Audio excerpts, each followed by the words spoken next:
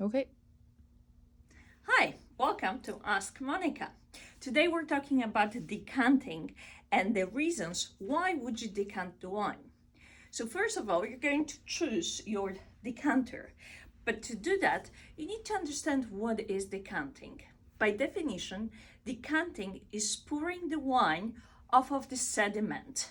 So one reason why you would want to decant a wine is to take a wine that possibly is older vintage and thrown sediment. So you're going to decant that wine off of the sediment.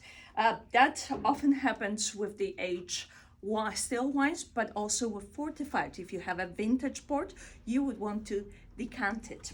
But there's another reason why you would use decanter and put the wine into decanter.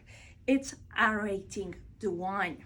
So if you have a young wine that possibly could need some aging, you could place it, pour it into decanter in order for the wine to open up. Thank you.